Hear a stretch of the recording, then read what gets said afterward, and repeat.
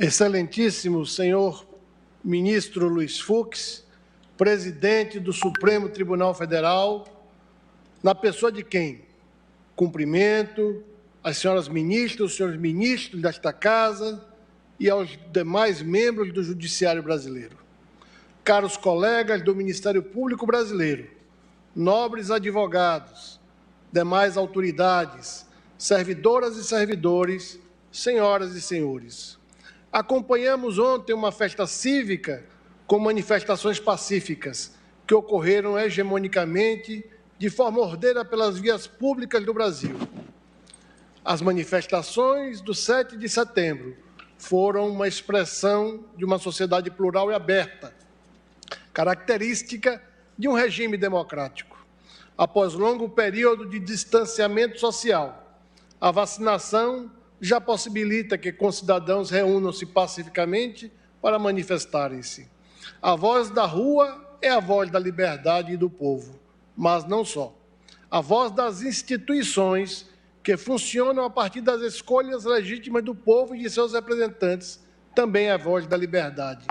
Como previsto na Constituição Federal de 88 e em nossos sistemas de leis, discordâncias, sejam políticas ou processuais, hão de ser tratadas com civismo e respeitando o devido processo legal e constitucional.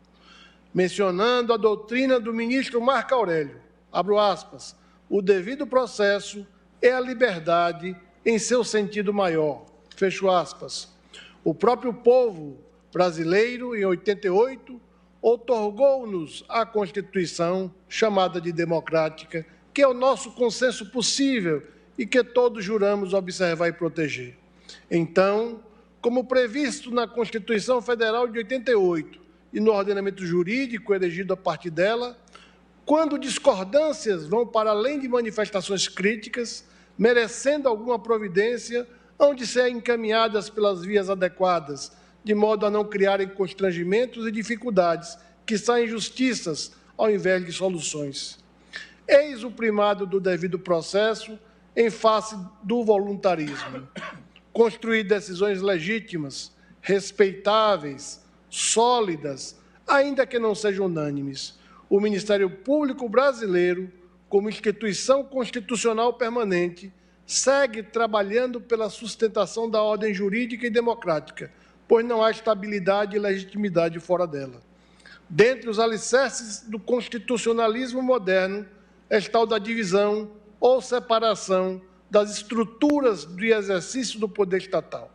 Esse princípio está nas raízes do constitucionalismo, presente nas experiências históricas que insurgiram contra o absolutismo e culminaram no surgimento do Estado de Direito, diga-se, Estado de segurança jurídica, Estado de verdade e de memória.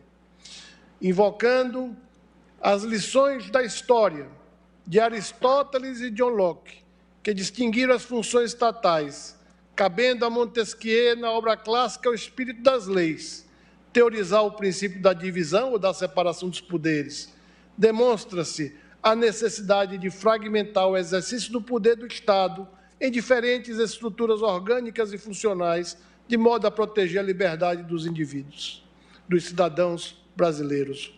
O princípio da separação de poderes foi acolhida na Constituição Americana de 1787, na Constituição Francesa de 1791 e tornou-se verdadeiro dogma da ciência política e do direito constitucional, a ponto de se dizer que não há verdadeiramente Estado constitucional sem a adoção formal e material desse princípio. No Brasil, a separação e a harmonia entre os poderes foi adotado desde os projetos da Constituição do Império e integra a nossa história constitucional, sendo um dos marcos estruturantes da nossa República. Tamanha é a sua importância que o professor Paulo Bonavides, em seu curso de Direito Constitucional, coloca o princípio da separação de poderes como a garantia máxima da Constituição democrática, liberal e pluralista. O saudoso professor, nascido na Paraíba, destaca na sua obra que esse princípio abro aspas, emblema de resistência a poderes autocráticos e a formas de governo havidas por usurpadoras de direitos e garantias fundamentais da pessoa humana. Fecho aspas. A independência entre os poderes pressupõe harmonia. Sem esta, o equilíbrio transfigura-se em conflito permanente. Essa harmonia, que pregava John Jay, há de ser buscada por todos e exige institucionalidade nas medidas e recursos próprios e no devido tempo. Não podemos desprezar os recursos e ferramentas da institucionalidade, o devido processo legal, o devido processo legislativo, o devido processo administrativo. Por meio dessas vias formais do nosso Estado democrático de direito, assegura-se que as minorias tenham voz e meios contra os excessos da maioria, e também que os direitos da maioria sejam preservados no processo decisório inerente às democracias representativas ou diretas. A democracia é um grande concerto de interesses públicos, é o governo dos contrários, mas também é o governo do possível, é mediante o diálogo, com discordâncias, mas sem discórdias, um caminho para a paz, por meio do consenso social.